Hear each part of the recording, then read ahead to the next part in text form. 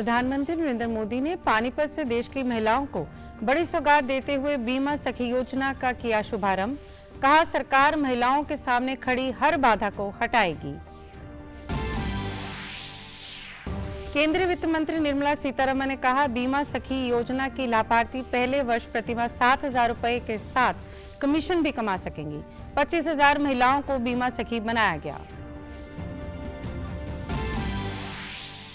प्रदेश भर में आज से जिला स्तरीय गीता जयंती महोत्सव का हुआ शुभारंभ। कैबिनेट मंत्री रणबीर गंगवा ने हिसार में कार्यक्रम का किया उद्घाटन। कहा, गीता हमारे जीवन का सार। और शंभू बॉर्डर पर जारी किसान आंदोलन से जुड़ी नई याचिका पर सुप्रीम कोर्ट ने सुनवाई से किया इनकार। कहा, ऐसी ही याचिका पर पहले से ही अंतरिम आदेश हैं जारी।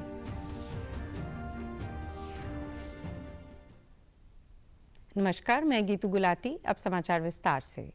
प्रधानमंत्री नरेंद्र मोदी ने पानीपत से देश की महिलाओं को बड़ी सौगात देते हुए बीमा सखी योजना का शुभारंभ किया।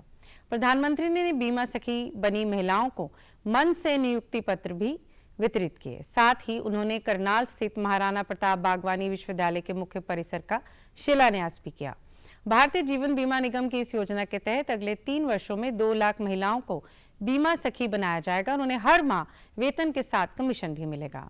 इस अवसर पर अपने संबोधन में पीएम ने कहा कि आज महिला सशक्तिकरण की दिशा में एक मजबूत कदम उठाया गया। उन्होंने कहा कि पानीपत की धरा एक प्रकार से नारी शक्ति की प्रतीक भूमि बन गई है। 2015 में भी यहां से बेटी बचाओ बेटी पढ़ाओ अभियान की शुरुआत की गई थी, जिसका पूरा देश में सकारात्मक असर देखने को मिला। उन्होंने कहा कि भाजपा सरकार ने महिलाओं के सामने खड़ी हर बाधा को हटाने की ठानी है। नारी शक्ति विकसित भारत का आधार स्तंभ बनेगी।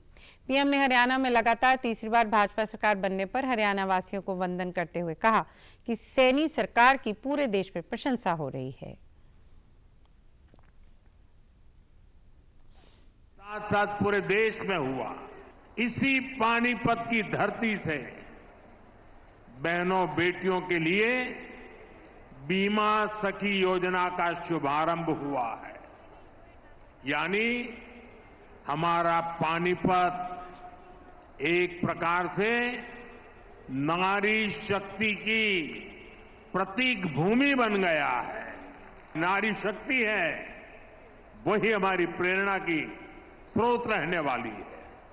आज जो ये महिला सेल्फ हेल्प ग्रुप है, बीमा सखी है, बैंक सखी है, कृषि सखी है, ये विकसित भारत का बहुत बड़ा आधार स्तंभ बनेगी। अनेक काम थे जो महिलाओं के लिए वर्जित थे, वहां महिलाएं काम कर ही नहीं सकती थी। भाजपा की हमारी सरकार ने बेटियों के सामने से हर बाधा को हटाने की ठानी। प्रधानमंत्री ने कहा कि सरकार ने महिलाओं के बैंक खाते खुलवाकर उन्हें सीधे तरक्की से जोड़ा है। जिन महिलाओं का कभी बीमा नहीं होता था, आज उन्हें बीमा सखी बनाया जा रहा है, जिससे 2 लाख महिलाओं को रोजगार मिलेगा। इस योजना से महिलाओं की कमाई के अलावा देश के विकास में भी अग्रणी भूमिका रहेगी। सभी के लिए बीमा को इससे बल मिलेगा। बीमा सखी बनने वाली महिलाएं देश के लाखों परिवारों को सामाजिक सुरक्षा का कवच देने का पुण्य कार्य करने जा रही हैं। जिनके बैंक खाते तक नहीं थे, वो अब बैंक सखी के रूप में गांव के लोगों को बैंकों से जोड़ रही है। बैंक में कैसे बचत होती है, कैसे लोन मिलता है, ये सब कुछ लोगों को सिखा रही है हमारी माताएं बहनें। आज गांव में सेवाएं दे रही है। साथियों, बैंक खाते की तरह ही कभी महिलाओं का बीमा भी नहीं होता था। आज लाखों बेटियां, उनको बीमा एजेंट, बीमा सखी बनाने का अभियान शुरू हो रहा है। विकसित होते हमारे देश में इंश्योरेंस फॉर ऑल हम सभी का ध्येय है। यानी बीमा सखियां देश के अनेक परिवारों को सामाजिक सुरक्षा का कवच देने जा रही है। पुण्य का काम करने वहीं जा रही कार्यक्रम में पहुंची केंद्रीय वित्त मंत्री निर्मला सीतारमण ने कहा कि बीमा सखी योजना के तहत लाभार्थियों को पहले वर्ष प्रतिमाह 7,000 रुपए मिलेंगे और एक कमीशन भी कमा सकती हैं। आज 25,000 महिलाओं को बीमा सखी बनाया गया।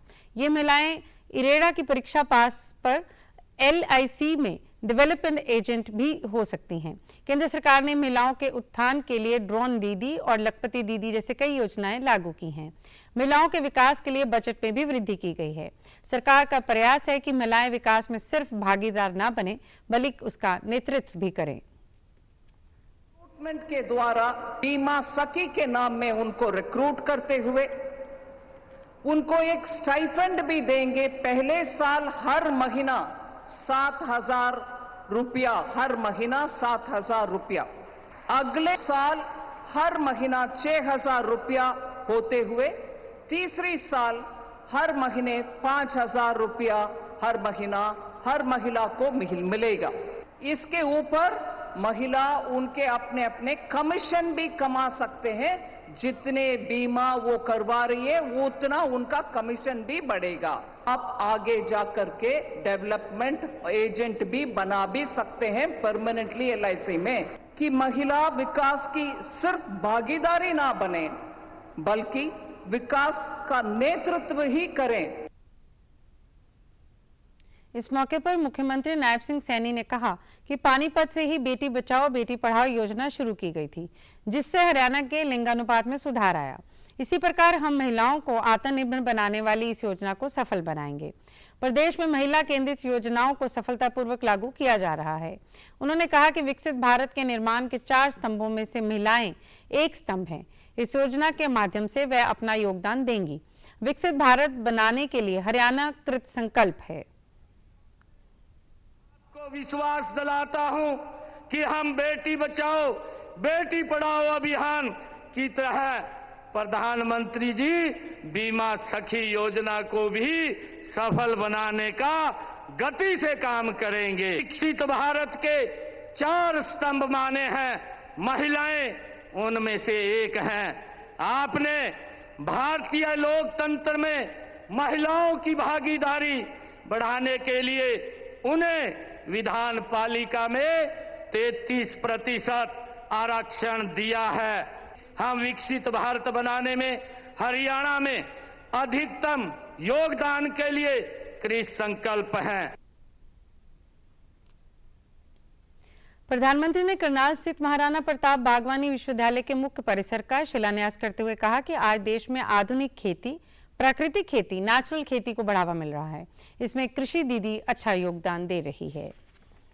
वहीं उपरोक्त कार्यक्रम में पहुंची प्रदेश की महिलाओं ने कहा कि उन्हें बीमा सखी योजना से एक नई पहचान मिलेगी। अब वह आत्मनिर्भर होकर अपना व अपने परिवार का अच्छे पालन पोषण कर सकेंगी। वे इस योजना को शुरू करने पर प्रधानमंत्री नरेंद्र मोदी का धन्यवाद करती हैं।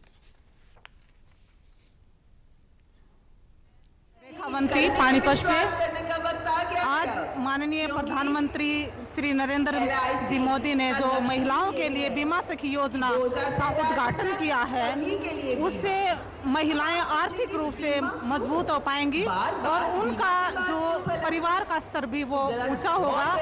मैं प्रेमलता रोहतक हरियाणा से आई हूँ और जो निर्माननीय मोदी जी ने हमारे लिए जो कार्यक्रम स्टार्ट किया है उससे मैं बहुत ज़्यादा खुश हूँ।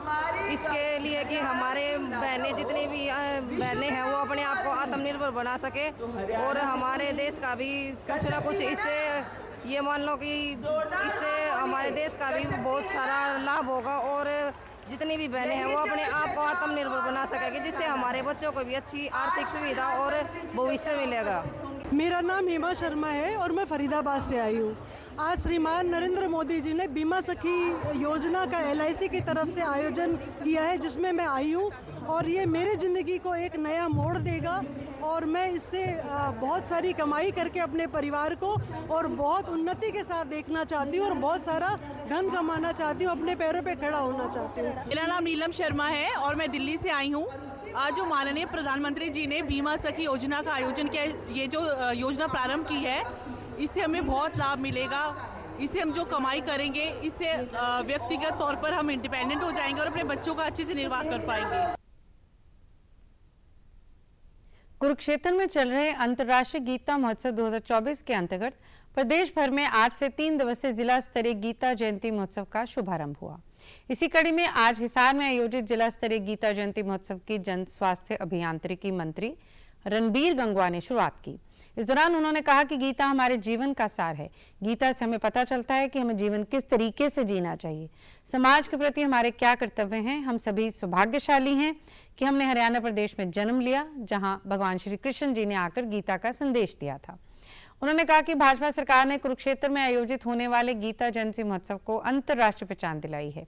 हमारे सनातन धर्म में हमें विश्व के कल्याण की बात करते हैं। उन्होंने कार्यक्रम में उपस्थित बच्चों से पढ़ाई के साथ साथ अपनी संस्कृति से भी जुड़े रहने का आह्वान किया।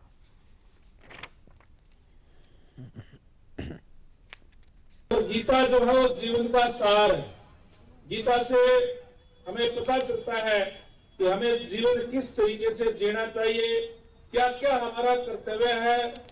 हमारा कर्तव्य चाहे वो परिवार के प्रति हो, चाहे वो समाज के प्रति हो, चाहे वो राष्ट्र के प्रति हो, किस तरीके से इस जीवन को जिया जाए और क्या क्या हमें करना चाहिए, क्या क्या किन बुराइयों से हमें बचना चाहिए, ये सारा का सारा सार जीवन का जो है वो गीता के अंदर भगवान श्री कृष्ण जी ने बताने का काम किया। इसलिए हमें जो हमारे जो बच्चे हैं, हमारी जो अपनी संस्कृति है, हमारा जो अपना धर्म है, उसके बारे में अच्छी तरीके से पता होना चाहिए। और कुरुक्षेत्र के अंदर तो लगातार हर वर्ष एक बहुत बड़ा उत्सव होता है और लगातार कई दिन तक चलता है, जहाँ देश और विदेश से लोग वहां आकर के और उस समारोह के अंदर शामिल भी होते हैं। पलवल के नेताजी सुभाष चंद्र बोस स्टेडियम में आज जिला स्तरीय गीता महोत्सव का आयोजन किया गया, जिसका शुभारंभ उपायुक्त हरीश कुमार विशिष्ट ने किया। इस अवसर पर हवन यज्ञ किया गया और श्रीमद् भगवद गीता की पूजा अर्चना की गई। इस दौरान उन्होंने जिला प्रशासन, सामाजिक व धार्मिक संस्थाओं द्वारा लगाए गए स्टॉलों का अवलोकन भी किया। स्वास्थ्य, कृषि, बागवानी, शिक्षा सहित अन्य विभागों ने सरकारी योजनाओं के बारे में लोगों को जागरूक किया। वहीं सामाजिक संस्थाओं ने लोगों को पर्यावरण से संबंधित तथा धार्मिक संस्थानों ने गीता के महत्व पर प्रकाश डाला। उपायुक्त हरीश कुमार विशिष्ट ने कहा कि गीता महोत्सव का उद्देश्य अधिक से अधिक लोगों को गीता के ज्ञान से अवगत कराना है। गीता कर्म करने का ज्ञान देती है। श्रीमद् भगवद गीता में भगवान श्री कृष्ण ज्ञान देते हैं कि मनुष्य को श्रेष्ठ कर्म करना चाहिए। कर्म के आधार पर पुण्य फल प्राप्त होता है। हमने इस गीता महोत्सव के उत्सव पे ये कोशिश की है कि गवर्नमेंट की जो डिफरेंट स्कीम्स हैं उनका डायरेक्ट लोगों को बेनिफिट यहीं दिया जाए। जो लोग भी यहाँ आएंगे उनको हम ऑनलाइन सर्विसेज की रजिस्ट्रेशन करवाएंगे और डिपार्टमेंट की डिफरेंट स्कीम्स के बारे में उनको बताएंगे, ताकि सरकार की विभिन्न स्कीम्स का लोग ज्यादा से ज्यादा फायदा उठाएं। काफी हम हजारों लाखों संख्या में उम्मीद करते हैं। आपसे भी निवेदन है कि इसका ज्यादा प्रचार प्रसार कीजिए, ताकि ज्यादा से ज्यादा लोग यहाँ पर आकर के भगवत गीता के ज्ञान को ले पाए। भगवत गीता हमें एक ही ज्ञान देती है, कर्म करने का ज्ञान देती है। भगवत गीता में भगवान कृष्ण कहते हैं कि जो कुरुक्षेत्र कर्म क्षेत्र उन्होंने बोला है कि हम सब यहाँ आकर के अपने कर्म करने के लिए आते हैं, तो अपना श्रेष्ठ कर्म करें और श्रेष्ठ फल प्राप्त करें। आचार्य कुलदीप कौशिक व सामाजिक संस्थाओं के प्रतिनिधियों ने कहा कि कर्म ही जीवन में प्रधान होता है। गीता का संदेश वर्षों के बाद आज भी सार्थक है। गीता के ज्ञान को हमें अपने जीवन में उतारना चाहिए। आधार सिखाती है। गीता के अंदर कर्म की साइकोलॉजी है और गीता में भी लिखा है कर्मण्येवाधिकारस्ते मा फलेषु कदाचन मा कर्म फल हेतु भूमा संगातेषु असुत अकर्मणि, कि मनुष्य को जो जिस कार्य में लगा हुआ है वो उस कार्य को बहुत ही अच्छे तरीके से, बहुत ही बेहतरीन तरीके से करे। भगवान श्री कृष्ण के द्वारा उपदेश किया गया अर्जुन के माध्यम से, लेकिन यह उपदेश केवल अर्जुन के लिए नहीं बल्कि समस्त मानव जाति के लिए उन्होंने उपदेश दिया। गीता सबके कल्याण की कामना करती है। जीवन जीने की शैली गीता सिखाती है। उधर यमुनानगर में आज से शुरू हुए 3 दिवसीय गीता जयंती समारोह का उद्घाटन विधायक घनश्याम दास अरोड़ा ने किया। इस अवसर उन्होंने सरकारी विभागों व सामाजिक संगठनों द्वारा लगाई गई प्रदर्शनी का भी अवलोकन किया। पत्रकारों से बातचीत में उन्होंने कहा कि भगवद गीता एक महान ग्रंथ है जिसमें संसार की सभी समस्याओं का समाधान है। गीता में ये भी बताया गया है कि व्यक्ति को अच्छे कर्म करने चाहिए और फल की इच्छा नहीं करनी चाहिए।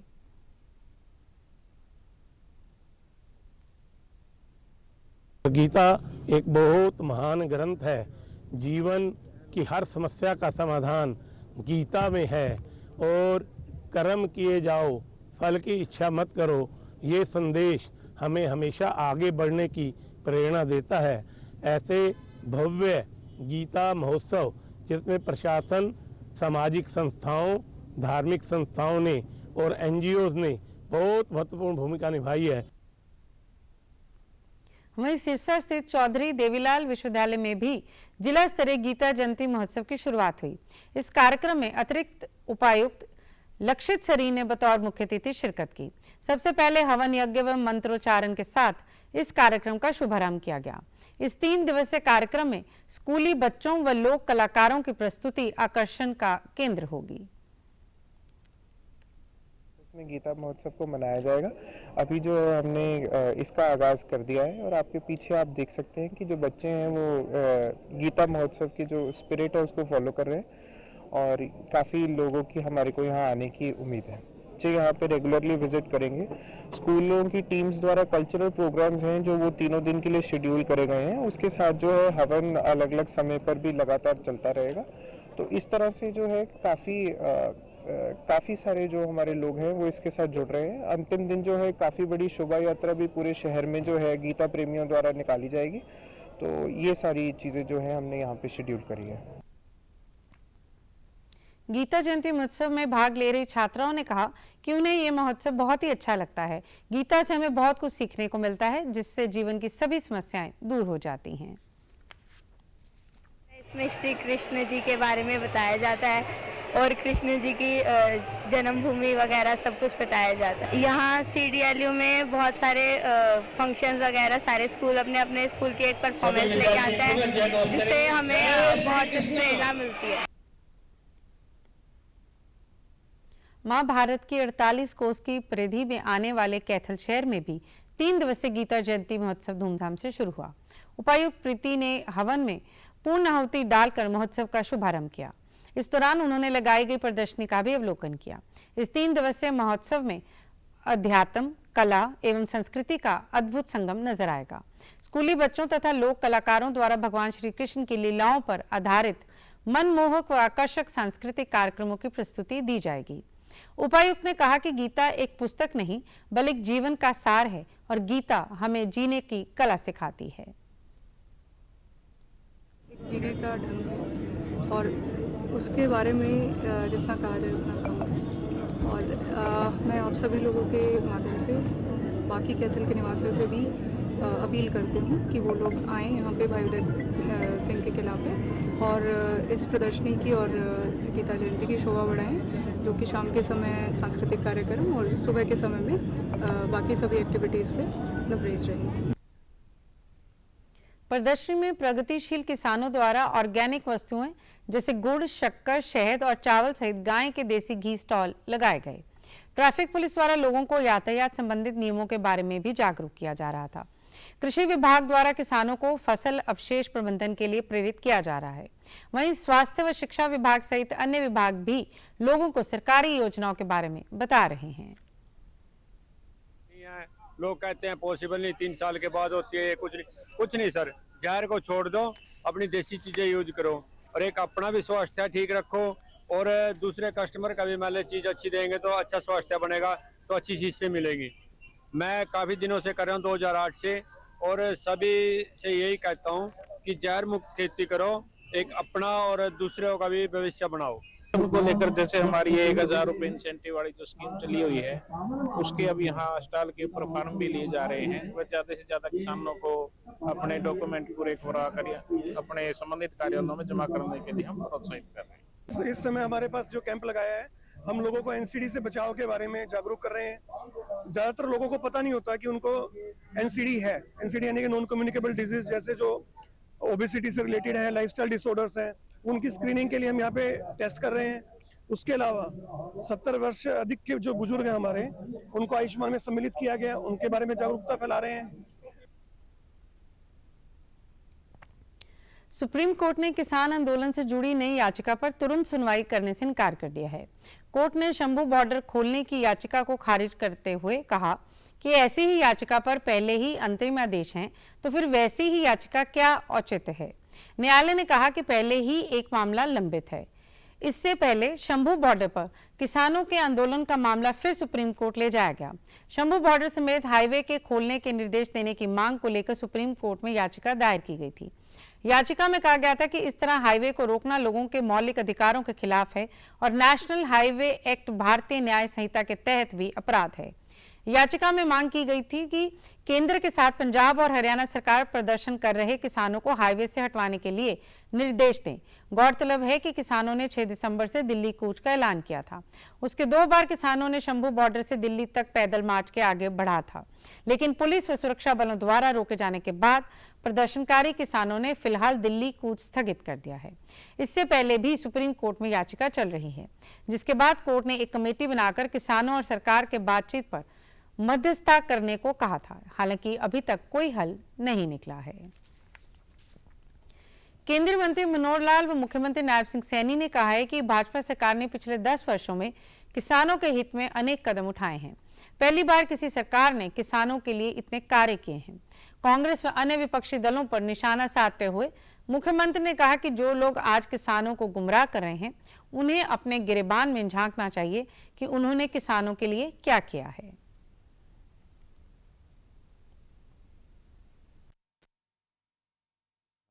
दिल्ली जाना चाह रहे हैं तो उनको जाने से रोका किसी ने नहीं, लेकिन जाने का एक तरीका होता है। ये इस प्रकार के प्रदर्शनकारी तरीके का कोई लाभ नहीं है करने का। उनको जो बात करनी है जाकर के बैठ के बात करें। नहीं, देखिए, क्योंकि मोदी जी ने पिछले 10 वर्षों में किसानों के हित में मजबूत काम किए हैं। उनकी चाहे फसल की सुरक्षा की बात हो, चाहे उनके MSP लगातार देने की बात हो, लगातार किसानों को मजबूत और सशक्त करने का धीरे धीरे काम ये हमारी नरेंद्र मोदी की सरकार कर रही है। चाहे प्रधानमंत्री किसान सम्मान निधि, उसका हेतु यही है कि किसान के खर्चे कम हो, उसकी इनकम बढ़े और किसान मजबूत हो। उसको लेकर के निरंतर सरकार काम कर रही है और ये पहली बार है कि किसी सरकार ने इतने कदम किसानों के हित में उठाए हैं। जो लोग किसानों के नाम के ऊपर राजनीति कर रहे हैं, चाहे वो कांग्रेस पार्टी है या कोई अन्य दल है, उनको अपने गिरेबान में भी झांक करके देखना चाहिए, तब दूसरे को ऊपर उंगली उठानी चाहिए। किसानों को मजबूती से करने का काम ये सरकार कर रही है।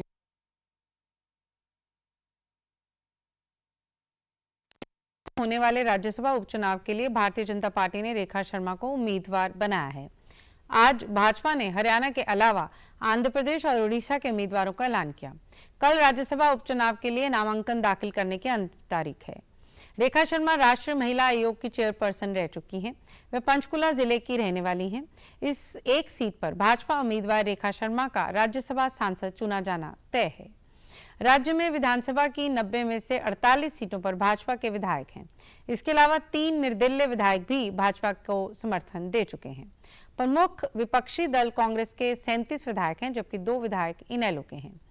पूर्व मुख्यमंत्री भूपेंद्र सिंह हुड्डा पहले ही कह चुके हैं कि राज्यसभा चुनाव में कांग्रेस अपना उम्मीदवार खड़ा नहीं करेगी।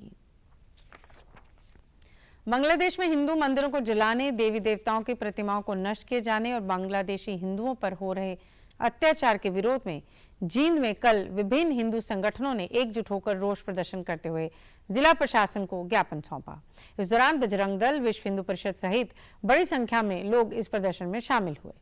उन्होंने बांग्लादेश की आलोचना करते हुए मांग की कि प्रधानमंत्री मोदी जल्द इस मामले में कड़ा रुख अख्तियार करते हुए हस्तक्षेप करें। लोगों ने कहा कि बांग्लादेश में पिछले काफी समय से हिंदुओं पर अत्याचार किए जा रहा है, जो कि बिल्कुल गलत है। हमारे पड़ोसी देश बांग्लादेश में जो अत्याचार हिंदुओं पे हो रहे हैं, अल्पसंख्यकों पे हो रहे हैं और जो उनको मतलब दिन रात मारा पीटा जा रहा है, तो उसके लिए हमने पूरे भारत में रोष प्रदर्शन किया है। जो हमारा सनातन धर्म है, हर हिंदू संगठन आज इसमें जुड़ा हुआ है। तो हमारे हरियाणा जींद में भी इस रोष प्रदर्शन का कार्यक्रम किया गया, जिसमें हमारे सभी गणमान्य संत महापुरुष मौजूद रहे। मोदी जी को तुरंत निर्णय लेकर बांग्लादेश सरकार को हिदायत देनी चाहिए या तोड़ देनी चाहिए। हिंदू आज हिंदुस्तान में भी प्रताड़ित है, बांग्लादेश में भी प्रताड़ित है। हम मोदी सरकार से निवेदन करते हैं कि वे तुरंत निर्णय ले। बांग्लादेश में जो हालात हो रहे हैं उनको कम से कम एक तरफ तो उनको मारा जा रहा है और उसके बाद उनके पास वकील भी नहीं है,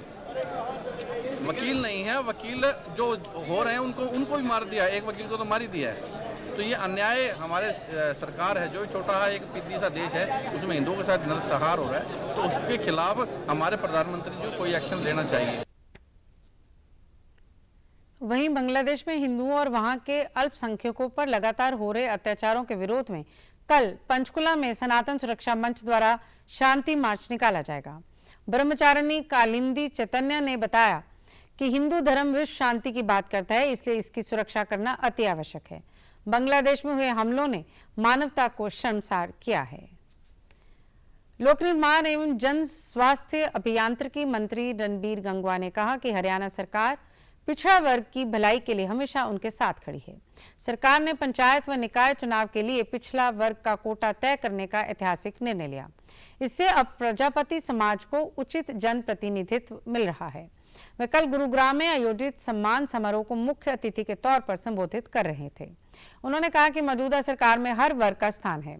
पिछड़ा वर्ग को पूर्व मुख्यमंत्री मनोहर लाल और वर्तमान मुख्यमंत्री नायब सिंह सैनी ने पंचायत व निकाय चुनाव में आरक्षण देकर मुख्य धारा में शामिल करने का काम किया। आज हरियाणा में युवाओं को मेरिट के आधार पर सरकारी नौकरियां दी जा रही हैं। उन्होंने इस अवसर पर 10 प्रजापति महासभा को 11 लाख रुपए का अनुदान देने की भी घोषणा की। संस्था की मांग पर गुरुग्राम में जमीन दिलाने का भी उन्होंने आश्वासन दिया। वहीं उन्होंने बहौड़ा कला गांव में स्थित ब्रह्म कुमारी ओम शांति रिट्रीट सेंटर में आयोजित वार्षिकोत्सव में भी शिरकत की। कार्यक्रम का शुभारंभ करने के उपरांत गंगवा ने कहा कि हम सभी में ईश्वर विराजमान है।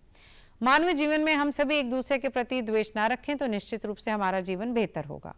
उन्होंने कहा कि हमारी सनातन संस्कृति में भी स्वयं का नहीं पूरे विश्व के कल्याण का उल्लेख है। आध्यात्मिकता हमें विशेष बनाती है। हम सभी के अंदर आध्यात्मिकता होती है, बस हमें उसे पहचानना होता है। आध्यात्मिकता की सही पहचान से हमारा जीवन सरल और सकारात्मक हो जाता है और हम सभी कार्य संपूर्ण ऊर्जा से करते हैं। चंडीगढ़ के रॉक गार्डन में आज पद्मश्री स्वर्गीय नेकचंद की 100वीं जयंती धूमधाम से मनाई जा रही है। इसे लेकर चंडीगढ़ प्रशासन की ओर से पूरे एक हफ्ते तक रॉक गार्डन में कार्यक्रम आयोजित किया जाएंगे। इस खास मौके पर आज पंजाब के राज्यपाल और चंडीगढ़ प्रशासक गुलाब चंद कटारिया मुख्य अतिथि के रूप में उपस्थित रहे। उन्होंने नेकचंद के अभूतपूर्व योगदान को याद करते हुए उन्हें श्रद्धांजलि दी। उन्होंने कहा कि नेकचंद असाधारण व्यक्तित्व के धनी थे, जिन्होंने वेस्ट से विभिन्न प्रकार की आकृतियां बनाकर पर्यटकों को इससे जोड़ा। आज रॉक गार्डन शहर की पहचान है और लाखों लोग इसे देखने के लिए देश विदेश से आते हैं। उन्होंने कहा कि नेकचंद ने एक संदेश दिया कि कोई भी चीज बेकार नहीं होती, वेस्ट से उपयोगी चीज बनाकर जनता को दे सकते हैं। मैं सोचता हूँ ये वेस्ट मटेरियल का इतना अच्छा कंपोजिशन करके आने वाले टूरिस्ट को विभिन्न प्रकार की आकृतियों से उन्होंने जोड़ने का प्रयास किया और ये हमको समझाने का प्रयास किया कि दुनिया में कोई चीज़ वेस्ट नहीं है। अगर मेहनत करना चाहो तो वेस्ट से उपयोगी चीज़ बना करके जनता को दे सकते हो। तो एक आदमी के प्रयास से इतना बड़ा प्रोजेक्ट बन सकता है, तो हम भी तो आखिर इंसान ही है, वो भी तो एक इंसान ही था। तो उसके कारण से उसका ही है जो प्रोजेक्ट है, उसके कारण से उनको 84 में पद्मश्री अवार्ड दिया गया। तो एक तरह से एक मैसेज देने का प्रयास किया कि व्यक्ति अगर मन में ठान ले तो असंभव को संभव कर सकता है। इस मौके पर स्वर्गीय नेकचंद के पुत्र प्रशासक एडवाइजर अजीव वर्मा सहित प्रशासन के वरिष्ठ अधिकारी मौजूद रहे। इस दौरान चंडीगढ़ प्रशासक ने यहां पर लगी प्रदर्शनी को भी देखा। इस समारोह में कला और संस्कृति से जुड़े कई प्रमुख व्यक्तियों ने नेकचंद की कला की प्रशंसा की और उनकी विरासत को संजोने के महत्व पर जोर दिया। आपराधिक न्याय प्रणाली के 5 स्तंभों पुलिस, जेल, न्यायपालिका, अभियोजन और फोरेंसिक का संपूर्ण आधुनिकीकरण हो चुका है। इसी कड़ी में चंडीगढ़ भारतीय न्याय संहिता, भारतीय नागरिक सुरक्षा संहिता और भारतीय साक्ष्य अधिनियम को पूर्णतः इंक्रीमेंट करने वाला देश का पहला संघ शासित प्रदेश बन चुका है। इन्हीं तीनों कानूनों को लागू करने पर चंडीगढ़ केंद्र शासित प्रदेश के पुलिस महानिदेशक सुरेंद्र यादव से बात की हमारी संवाददाता ऋषि कुमार ने। तीनों कानून, भारतीय न्याय संहिता, भारतीय नागरिक सुरक्षा संहिता, भारतीय साक्ष्य अधिनियम, ये उस दूरदृष्टि को परिलक्षित करते हैं। हमने जो है प्रशिक्षण के तौर पर भी हमने अपने सभी जो साथी हैं चंडीगढ़ पुलिस के, उन सभी के प्रशिक्षण पर विशेष ध्यान दिया है। थानों पर और बाकी जो तकनीकी आवश्यकताएं हैं, तकनीकी संवर्धन की जो आवश्यकताएं हैं, उसके बारे में पूरी तैयारियों के साथ उनको लागू किया है। साथ के साथ जो आपराधिक न्याय प्रणाली के जितने भी स्तंभ हैं, चाहे वो पुलिस हो, अभियोजन हो, जेल, हॉस्पिटल, फॉरेंसिक्स, सभी के साथ एक अच्छे समायोजन के तहत सभी को जो है एकीकरण करने का प्रयास किया गया है। समाचारों में आज इतना ही। नमस्कार।